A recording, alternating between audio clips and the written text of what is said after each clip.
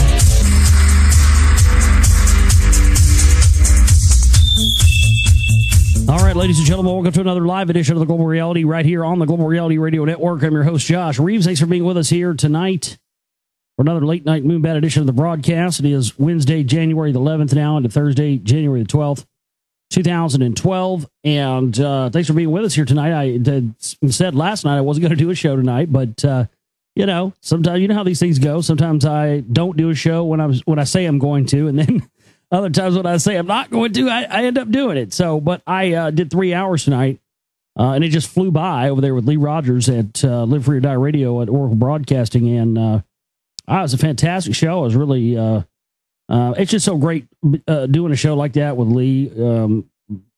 So different than going on somebody else's show and talking about that stuff, because Lee actually has done the research himself. So whenever I bring something up, most of the time he knows exactly what it is I'm talking about, and adds stuff to add to that. So that's a really fun environment to do a show on those topics when you've got somebody else there with you that is just as versed in the topics as you are, and you're able to bounce that stuff around. It's a fantastic show. We'll have the archive up on our stream and on our archive page as well for you as soon as that is available. So definitely get a chance, check that out. But I wanted to come on here tonight and at least continue some of our reading that we started last night from the Zachariah Sitchin book that we started last night. It's our new series of reading, and we are reading from The End of Days by Zachariah Sitchin. So we're going to be getting into that for you here. Not going to get into news or anything that kind of stuff. Because like I said, normally after I do 3 hours of radio like that, I'm not me doing a show's out of the question, but I don't know what it is tonight. Maybe it's, new moon energy and all that stuff. I don't know. Maybe that's what it is. So I felt, had an extra boost of energy tonight and felt like I felt really good about that show, and it didn't wear me out. So I thought I would at least come on here tonight and do some reading with you guys, if that's okay. And get into more of this book. A lot of this stuff in End of Days, one of the reasons I chose to read this book, like I talked about last night, was it was another request I had from a listener in the audience. But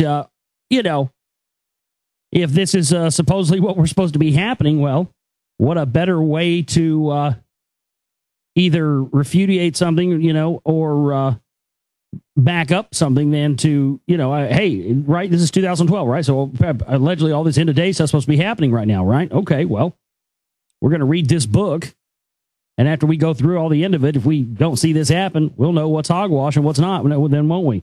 So there you go. My website, where this broadcast originates from, is www.theglobalreality.com. It's www.theglobalreality.com. And there you'll find the chat room, interactive part of the discussion. Come in there and hang out with like-minded individuals. You'll find video clips of the show, my documentary films, archives, a listen live, news, tab up there to buy copies of Secret Volume 2. There are second, we had one round, a couple of rounds rather, go out already, 2-3 rounds. We're still catching up on the orders that were placed in the past. I'm all the way up to orders that were placed over the past, 2 months. So sit tight, and you'll be receiving those very shortly. And You can continue to order your DVDs and Blu-ray packages there, theglobalreality.com, and please spread the word and continue to get out the word about this film. I feel really good about our chances and our opportunity here to get this information out on a much larger level. So another way to help us out is use the chip-in banner at our website, theglobalreality.com. We have a 2012 kickoff fundraiser going on this month, raising some funds so we can get come out of the gates in 2012 and be ahead of the game instead of being behind. Because it seems that every year since I've been operating here, we've started out each year in the hole. When you've got $16 or $17 at the beginning of the first of the year to start out your year after paying the bills and stuff, by the time you start getting caught up, the year's half over and you haven't accomplished some of the things that you needed to accomplish. So that's what we're trying to accomplish this month, is to be able to have a war chest in here to operate from. So, at least for the next few months, that will enable me to be able to travel some of these locations to shoot video for the next film and not have to worry about, lost revenue from donations from having to take time off from the show to go out and cover some of this stuff. So this is kind of that's what this fundraiser is about this month, along with paying the bills for the month, is to, as we talked about with some of the emails we talked about from one of our listeners and supporters, Scott, trying to do things in a different way. And that's what the idea of this fundraiser for this month was. So we usually do one at the end of the year. We didn't do one at the end of the year this last year, 2011. So that's how we're kicking it off. So please go there and support our work if you can. Also, the donate button's there if you just want to make a grant or a donation or whatever it is, and any small to large amount, you can do it that way. And also the subscription tab there as well, where you can have it taken out of your account every month and you don't have to come back to hit the chip-in banner. So there you go. Let's get into the end of days now. We're picking up where we left off last night. Circa 3100 BCE, a similar yet not identical civilization was established in the second region in Africa, that of the River Nile, Nubia, and Egypt. Its history was not as harmonious as that of the Inlalites, for rivalry and contention continued among Enki's 6 sons, to whom not cities but whole land domains were allocated. Paramount was an ongoing conflict between Enki's firstborn, Marduk, also known as Ra in Egypt, and Ningishzida, Thoth in Egypt, a conflict that led to the exile of both Thoth and a band of African followers to the New World, where he became known as Quetzalcoatl, the winged serpent. And that's where my research has taken me on the rock wall thing. Because that's what it appears that's what it appears this time period in which the rock wall was created was that time period in which Thoth and his band of African followers came to the New World. And when he became known as Quetzalcoatl, the winged serpent.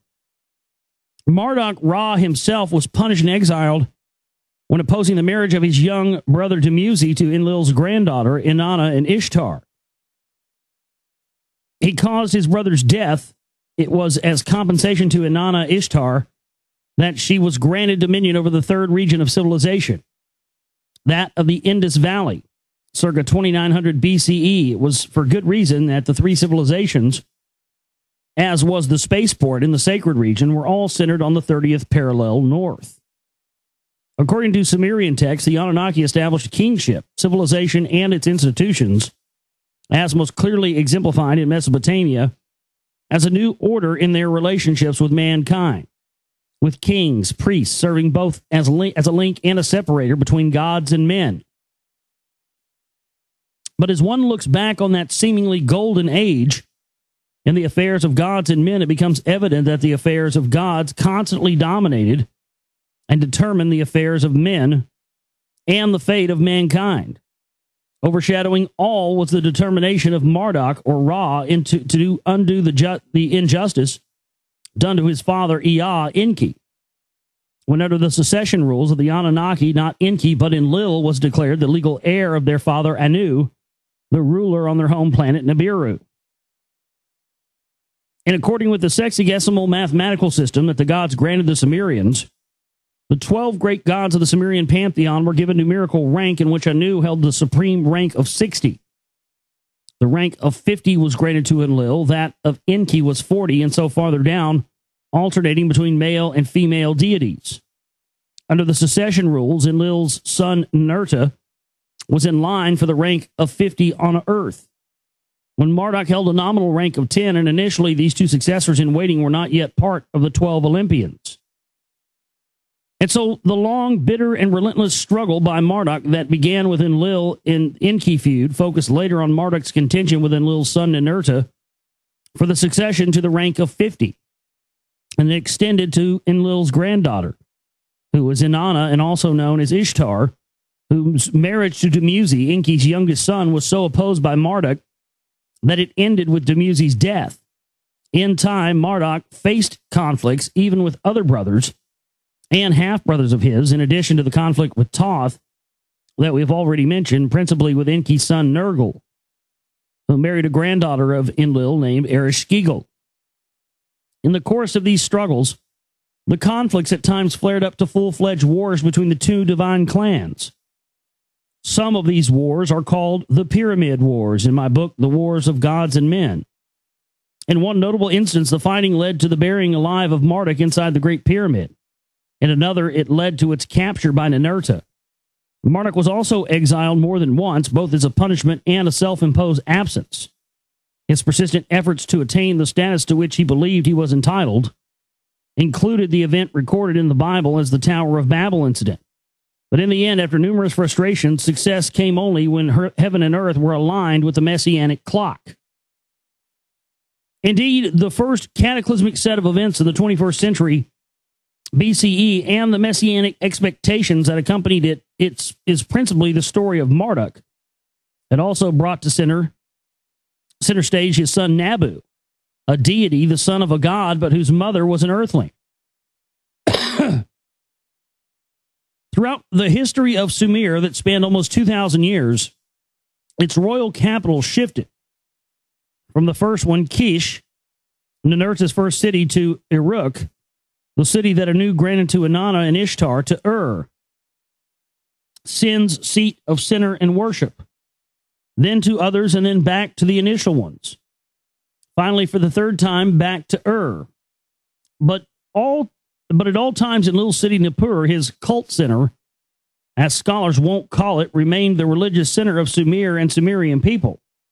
It was there that the annual cycle of worshiping the gods was determined. The 12 Olympians of the Sumerian pantheon, each with his or her celestial counterpart among the 12 members of the solar system, the sun, the moon, and 10 planets, including Nibiru, were also honored with 1 month each in the annual cycle of the 12-month year. The Sumerian term for month, Ezin, actually means holiday, festival, and each such month was devoted to celebrating the worship festival of one of the 12 supreme gods.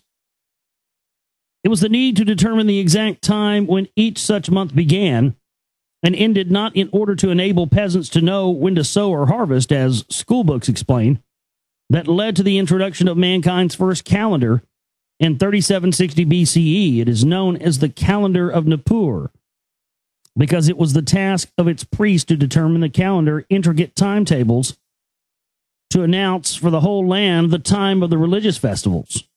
The calendar is still in use to this day as the Jewish religious calendar, which in AD 2007 numbers the year. In pre-diluvial times, Nippur served as mission control center. Enlil's command post, where he set up the Duran Key, the bond of heaven and earth for communications with the home planet, Nibiru, and with the spacecraft connecting them. After the deluge, these functions were relocated to a place later known as Jerusalem. Its center position, equidistant from the other functional centers in the Eden, were also deemed to be equidistant from the four corners of the earth, and gave it the nickname Navel of the Earth. A hymn to Enlil referred to Nippur and its functions thus as this: Enlil, when you marked off divine settlements on earth, Nippur you set up as your very own city. You founded the Duran Key in the center of the four corners of the earth. The term the four corners of the earth is also found in the Bible. And when Jerusalem replaced Nippur as mission control center after the deluge, it too was nicknamed the navel of the earth. In Sumerian, the term for the four regions of the earth was Ub, but it was also found as Anub, the heavenly, the celestial four corners. In this case, an astronomical term connected with the calendar. It is taken to refer to the 4 points in the Earth-Sun cycle and the annual cycle that we nowadays call the summer solstice, the winter solstice, and the two crossings of the equator. One as the spring equinox and then as the autumnal equinox. In the calendar of Nippur, the year began on the day of the spring equinox, and it has so remained in the ensuing calendars of the ancient Near East. That determined the time of the most important festival of the year, the New Year Festival, an event that lasted 10 days during which detailed and canonized rituals had to be followed. Determining calendrical time by heliacal rising entitled the observation of the skies at dawn. When the sun just begins to rise on the eastern horizon, but the skies are still dark enough to show the stars in the background, the day of the equinox having been determined by the fact that on it daylight and nighttime were precisely equal. The position of the sun at the heliacal rising was then marked by the erection of a stone pillar to guide future observations. A procedure that was followed, for example, later on at Stonehenge in Britain. And as at Stonehenge, long-term observations revealed that the group of stars or constellations in the background has not remained the same there. The alignment stone called so the background stayed the same. There, the alignment stone called the heel stone that points to a sunrise on solstice nowadays pointed originally to a sunrise circa 2000 BCE. The phenomenon called the precession of the equinoxes, or just precession, results from the fact that as the Earth completes one annual orbit around the sun, it does not return to the same exact celestial spot. There is a slight, very slight retardation. It amounts to 1 degree out of 360 in the circle in 72 years. It was Enki who first grouped the stars observable from Earth into constellations and divided the heavens in which the Earth circled the sun into 12 parts. What has since been called the zodiacal circle of constellations, since each 12th part of the circle occupied 30 degrees of the celestial arc. The retardation or precessional shift from one zodiacal house to another lasted mathematically 2,160 years, 72 times 30. And a complete zodiacal cycle lasted 25,920 years, 2,160 times 12. The approximate dates of the zodiacal ages following the equal 12-part division and not actual astronomical observations have been added here for the reader's guidance. Guana, the heavenly bull, Taurus; Mashtaba, the twins, or Gemini; Dub, the pincers, the tongues, is the crab of Cancer; Urgula, the lion, which we call Leo; Absin, her father was Sin, the maiden, Virgo; Ziba'ana, the heavenly fate, the scales of Libra; Gertab, which claws and cuts, the Scorpio; Pabil, the defender, the archer, Sagittarius; Shirmash, the goatfish, Capricorn; Gu, the lord of the waters, the water bearer, Aquarius; Sima, fishes, Pisces; Kumal, the field dweller, the ram, Aries. That this was the achievement from a time preceding mankind's civilizations is attested by the fact that a zodiacal calendar was applied to Enki's first stays on Earth, when the first 2 zodiacal houses were named in his honor. That this was not the achievement of a Greek astronomer in the 3rd century BCE, as most textbooks will suggest, is attested by the fact that the 12 zodiacal houses were known to the Sumerians millennia earlier by names and depictions that we use to this day. In When Time Began, the calendrical timetables of gods and men were discussed at length. Having come from Nibiru, whose orbital period, the Shar, meant 3,600 Earth years. That unit was naturally the first calendrical yardstick of the Anunnaki, even on the fast-orbiting Earth. Indeed, the texts dealing with their early days on Earth, such as the Sumerian king lists, designated the periods of this or that leader's time on earth in terms of shars. I termed this divine time. The calendar granted in mankind, one based on the orbital aspects of the earth and its moon, was named earthly time, pointing out that the 2,160-year zodiacal shift, less than a year for the Anunnaki, offered them a better ratio, the golden ratio of 10:6 between the two extremes. I called this celestial time. As Marduk discovered, that celestial time was the clock by which his destiny was to be determined, but which was mankind's messianic clock, determining its fate and destiny, earthly time, such as the count of 50-year jubilees, a count in centuries, or the millennium.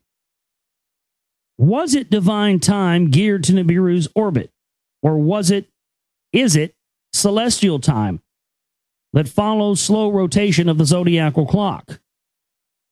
The quandary, as we shall see, baffled mankind in antiquity. It still lies at the core of the current return issue.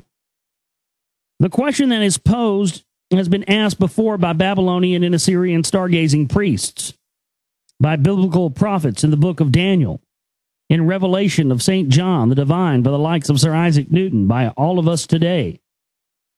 The answer will be astounding, but let us embark on the painstaking quest. And that's the end of chapter 1. Let me get a drink here.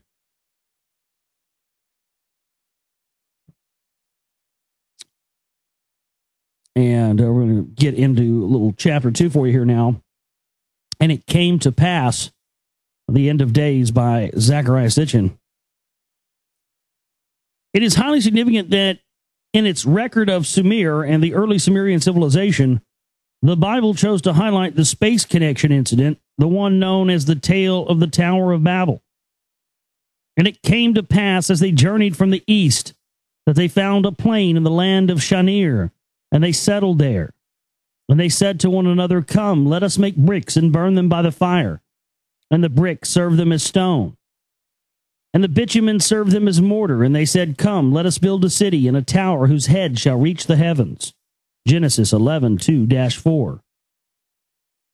This is how the Bible recorded the most audacious attempt by Marduk to assert his supremacy, and by establishing his own city in the heart of Indolite domains, and moreover, to build there his own space facility with its own launch tower. The place is named in the Bible Babel, Babylon in English. This biblical tale is remarkable in many ways. It records, first of all, the settlement of the Tigris of the Euphrates plain after the deluge, after the soil had dried up enough to permit resettlement. It correctly names the new land Shinar, the Hebrew name for Sumer. It provides the important clue from where, from the mountainous regions to the east, the settlers had come. It recognizes that it was there that man's first urban civilization began, the building of cities. It correctly notes and explains that in that land, where the soil consisted of layers of dried mud and there is no native rock, the people used mud bricks for building, and by hardening the bricks in kilns, could use them instead of stone. It also refers to the use of bitumen as a natural petroleum product seeped up from the ground in southern Mesopotamia, but was totally absent in the land of Israel. The authors of this chapter in Genesis were thus well informed regarding the origins and the key innovations of the Sumerian civilization. They also recognized the significance of the Tower of Babel incident, as in the tales of the creation of Adam and the deluge. They melded the various Sumerian deities into the plural Elohim, or into an all-encompassing and supreme Yahweh. But they left us in the tale the fact that it took a group of deities to say, "Let us come down and put an end to this rogue effort." Sumerian and later Babylonian records attest to the veracity of the biblical tale and contain many more details linking the incident to the overall strained relationship between the gods that caused the outbreak of 2 pyramid wars after the deluge. The peace on earth arrangements circa 8650 BCE left the erstwhile Eden in Indolite hands. That conformed to the decisions of Anu, Enlil, and even Enki, but was never acquiesced to by Marduk Ra. And so it was that when the cities of man began to be allocated in the former Eden to the gods, Marduk raised the issue, what about me? Although Sumer was the heartland of the Enlilite territories, and its cities were Enlilite cult centers, there was one exception. In the south of Sumer, at the edge of the marshlands, there was Eridu. It was rebuilt after the deluge at the exact same site where Ea and Enki's first settlement on Earth had been. It was Anu's insistence when the Earth was divided among the rival Anunnaki clans that Enki forever retain Eridu as his own. Circa 3460 BCE, Marduk decided that he could extend his father's privilege to also having his own foothold in the Enlilite heartland. The available texts do not provide the reason why Marduk chose that specific site on the banks of the Euphrates River for his new headquarters, but its location provides a clue. It was situated between the rebuilt Nippur, the pre-diluvial mission control center, and the rebuilt Sapar, the pre-diluvial spaceport of the Anunnaki. So what Marduk had in mind could have been a facility that served both functions. A later map of Babylon, drawn on clay tablets, represented it as the navel of the earth, akin to Nippur's original function title. The name Marduk gave the place Bab Eli in Akkadian meant gateway of the gods, a place from which the gods could ascend and descend, where the appropriate main facility was to be a tower whose head shall reach the heavens, a launch tower. As in the biblical tale, so it is told in the parallel and earlier Mesopotamian versions that this attempt to establish a rogue space facility came to naught. Though fragmented, the Mesopotamian texts, first translated by George Smith in 1876, make it clear that Marduk's act infuriated Enlil, who in his anger a command poured out for a nighttime attack to destroy the tower.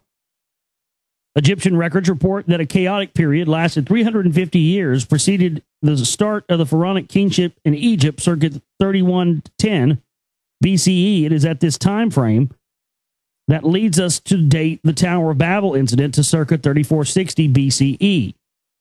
For the end of that chaotic period marked the return of Ra to Egypt, the expulsion of Thoth, and the start of the worship of Ra. Frustrated this time, Marduk never gave up his attempts to dominate the official space facilities that served as the bond of heaven and earth. The link between Nibiru and Earth, or set up his own facility. Since in the end Marduk did attain his aims in Babylon, the interesting question is, why did he fail in 3460 BCE?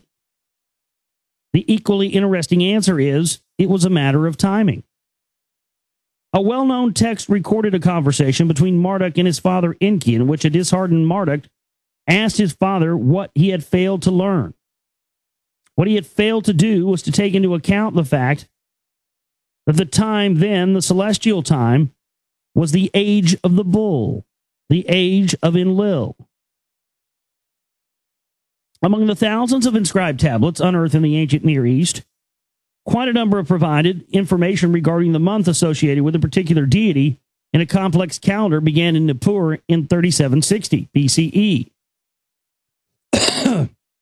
The first month, Nanasu, was the Ezan, the festival time for Anu and Enlil. In a leap year with the 13th lunar month, the honor was split between the two. The list of honorees changed as time went by, as did the composition of the membership of the Supreme Pantheon of 12. The month associations also changed locally, not only in various lands, but sometimes to recognize the city god. We know, for example, that the planet we call Venus was initially associated with Ninmah and later on Inanna Ishtar. Though such changes make difficult the identifications of who was linked celestially to what, some zodiacal associations can be clearly inferred from text or drawing. Enki, first called Ea, he whose home is water, was clearly associated with the water bearer, Aquarius. And initially, if not permanently, also with the fishes, Pisces. The constellation that was named the twins Gemini, without a doubt, was so named in honor of the only known divine twins born on Earth. Nannar and Sin's children, Utu and Shamash, and Inanna and Ishtar. The feminine constellation of Virgo, the maiden rather than the inaccurate virgin, that, like the planet Venus, was probably named at first in honor of Ninmah, was renamed Absin, whose father is Sin, which could be correct only for Inanna or Ishtar. The archer or defender, Sagittarius, matched the numerous texts and hymns extolling Ninurta as the divine archer. His father's warrior and defender, Sapar, the city of Utu Shamash, no longer the sign of the spaceport after the deluge, was considered in Sumerian times to be the center of law and justice. And the god was deemed, even by the later Babylonians, as the chief justice of the land. It is certain that the scales of justice Libra represented his constellation. And then there were the nicknames comparing the prowess, strength, or characteristics of a god with an animal held in awe. Enlil's, as text after text reiterated, was the bull. It was depicted on cylinder seals, on tablets. Right, the bull. That's why Enki was supposedly Enki and Enlil were, you know, being reborn and existing they were reincarnating in different bodies, but Enki was the one that had compassion, and he's, you know, related to Pisces and the fish, so he's always been related to the messianic deities figureheads, Jesus, etc. And of course, Enlil, being the negative aspect, has always been related to the bull or Baal. And this is why you had, you know, Hebrews in the time of Jesus that were Baal worshipers. Well, they weren't necessarily Baal. Being Baal worshipers meant that they were worshipers of Enlil. They were in an Enlil cult. And so they didn't, you know, that was what that whole thing was based on. That's the whole foundations of religion are based on all of this, you know, ancient Anunnaki shit, man. It's a fact. Again, I mean, he referenced a guy who was writing earlier, 1871, some of the first translations. I've actually read those translations, the ones that were done in the 1870s. And when you read those, they read the same as Zechariah Sitchin's interpretations. So, you know, I guess either this stuff is real and is right, or the disinfo artists were operating way back in 1875, which I guess is a possibility. But man, that's, you know, that's really the most interesting thing about this is that, you know, the whole relation with Bull and the Baal and all that stuff. And have we seen these? The Canaanites worship Baal. That was a pre-Hebrew culture. And yeah, it was an Enlil cult, as they talked about earlier. They had cult centers that were built, and that's what it was. And in my opinion, I believe that the current world order still exists of this same type of worshipers. I think that Judaism and all the main religions were spawned off of that, and that's what they've gotten people to do. They've gotten people to worship the Enlil energy, the bull energy, instead of the positive energy of that, and that's what they're into. I think they're still drawing upon that bull and Enlil energy to this day. It was depicted on cylinder seals, on tablets dealing with astronomy and in art. Some of the most beautiful art objects discovered in the royal tombs of Ur were bull heads sculpted in bronze, silver, and gold, adorned with semi-precious stones. Without a doubt, the constellation of the bull, Taurus, honored and symbolized Enlil. Its name, Gudana, meant the bull of heaven, and texts dealing with an actual bull of heaven linked Enlil and his constellation to one of the most unique places on Earth. It was a place that was called the landing place, and it is there that one of the most amazing structures on Earth, including a stone tower that reaches to the heavens, still stands. Many texts from antiquity, including the Hebrew Bible, describe or refer to the unique forest of tall and great cedar trees in Lebanon. In ancient times, it extended for miles, surrounding the unique place, a vast stone platform built by the gods as their first space-related site on Earth, before their centers and real spaceports were established. It was, Sumerian texts attested, the only structure that had survived the deluge, and thus could serve right after the deluge as a base of operations for the Anunnaki. From it, they revived the ravished lands with crops and domesticated animals. The place called the landing place in the Epic of Gilgamesh was that king's destination in his search for immortality. We learn from the epic tale that it was there in the sacred cedar forest that Enlil kept the Gudana, the bull of heaven, the symbol of Enlil's age of the bull. And what happened then in the sacred forest had a bearing on the course of the affairs of gods and men. To the journey to the cedar forest and its landing place, we learn from the Epic of Gilgamesh, began in Uruk, the city that Anu granted as a present to his great-granddaughter Inanna, a name that meant beloved of Anu. Its king early in the 3rd millennium BCE was Gilgamesh. He was no ordinary man, for his mother was the goddess Ninsun, a member of Enlil's family. That made Gilgamesh not a mere demigod, but one who was 2/3 divine. As he got older, see, again, that's a great term. You know, we think of divine, oh, divine, it was divine powers. You do know we're talking about aliens here, right? I mean, people just, they get all this hodgepodge bullshit built up in their brains about, oh, that's divine, oh, it's of God. No, it's of aliens, you stupid motherfucker. Yeah, well, the alien is your God. She agreed with him, but explained to him that the apparent immortality of the gods was in reality longevity due to the long orbital period of their planet. To attain such longevity, he had to join the gods on Nibiru, and to do that, he had to go to the place where the rocket ships ascend and descend. Though warned of the journey's hazards, Gilgamesh was determined to go. If I fail, he said, at least I will be remembered as one who had tried. Yeah, here. I'm with you there, buddy. At his mother's insistence, an artificial double, Enkidu, was made to be his companion and guardian. Yeah. Straight up made him an R2-D2 or a C-3PO to go with him. And that was kind of, I've always thought that was carried over into Star Wars because you don't see it in the first 3 movies, but when you watch the other 3 more recent Star Wars movies, they show that Anakin Skywalker was the one that was responsible for building C-3PO. He started building him as a project when he was a child. And then, of course, but you don't see that in the 3 original movies, but you come to, even though C-3PO played a large part in that. And so I think it's very interesting because when Gilgamesh was going out on his journey, you know, they made a robot for him that could translate different languages and basically help him out and be his guardian along the way. That's pretty, I mean, we've seen that I think in science fiction quite a bit. Their adventures told and retold in the epic 12 tablets and its many ancient renderings can be followed in our book, The Stairway to Heaven. There were, in fact, not 1 but 2 journeys. One was to the landing place in the Cedar Forest, the other to the spaceport in the Sinai Peninsula, where, according to Egyptian depictions, rocket ships were emplaced in underground silos.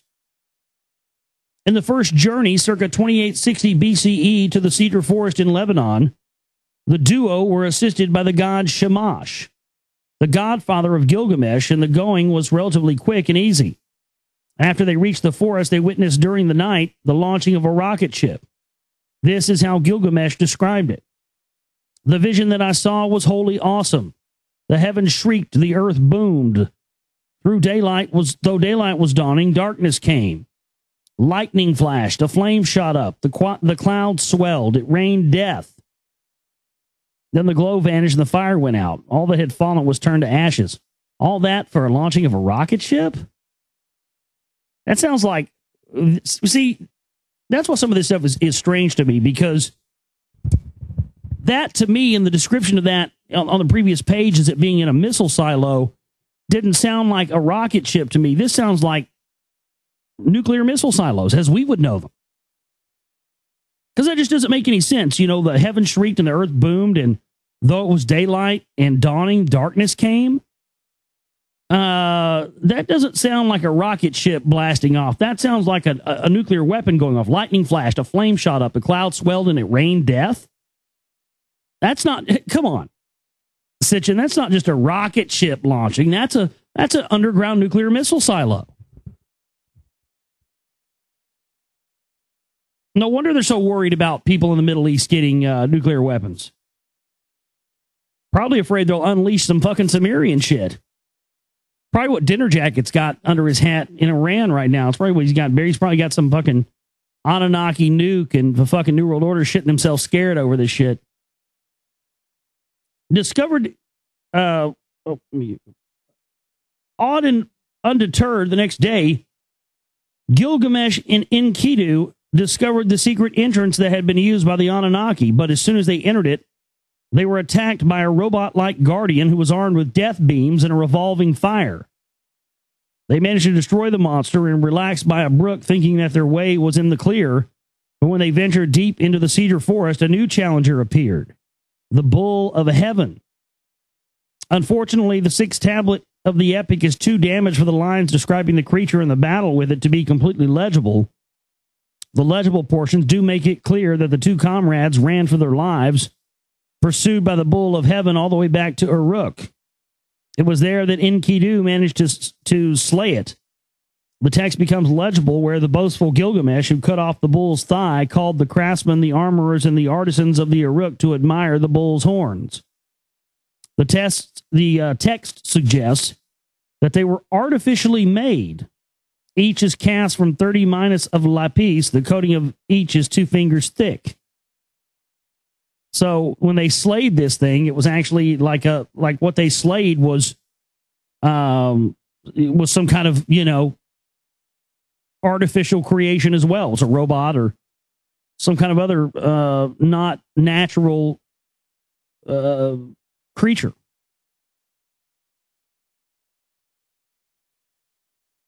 Until another tablet with the illegible lines is discovered, we shall not know for sure whether Enlil's celestial symbol is in the cedar forest was a specially selected living bull, decorated and embellished with gold and precious stones, or a robotic creature, an artificial monster. Oh, lost my spot. What we do know for certain is that upon its slaying, Ishtar in her abode set up a wail all the way to Anu in the heavens, meaning she let out a scream. The matter was so serious that Anu, Enlil, Enki, and Shamash formed a divine council to judge the comrades. Only Enkidu ended up being punished and to consider the slaying's consequences. The ambitious Inanna Ishtar had indeed reason to raise a wail. The invincibility of Enlil's age had been pierced, and the age itself was symbolically shortened by the cutting off of the bull's thigh. We know from Egyptian sources, including pictorial depictions in astronomical papyri, that the slaying's symbolism was not lost on Marduk. It was taken to mean that in the heavens, too, the age of Enlil had been cut short. So that's awesome stuff there. We're going to stop right there and pick up next time. What's awesome about this is that a lot of this stuff that we're covering in this part of the reading is a lot of the stuff that was in the Lost Book of Enki that we read. But what's interesting here is that it's put, we're reading the translations, and here it's kind of, worded in a way that you can understand it and understand the context, and they're telling you where a lot of these locations is. So to me, just so far from what we've read, I really think this is a good follow-up, and we'll kind of fill in the blanks for everybody out there, including myself, who, took what they did from the Lost Book of Enki reading. But see, now this is starting to give us a little bit more context. And again, not endorsing the work, just I think it's a good thing to read and go through right now, especially, the name of the book is The End of Days. They're saying this is all 2012. Well, let's go through this and see what's what for ourselves. TheGlobalReality.com is my website. We should have the archive show up for you real soon that me and Lee Rogers did for our 3-hour throwdown tonight. I want to come on here and do a quick show for you tonight. Please support our work, TheGlobalReality.com. Make a donation and help us out this week, please, if you can. And get a DVD of The Secret Right or a Blu-ray of The Secret Right, Volume 2 as well. My name's Josh Reeves. I love each and every one of you, and you have a great one. Take care.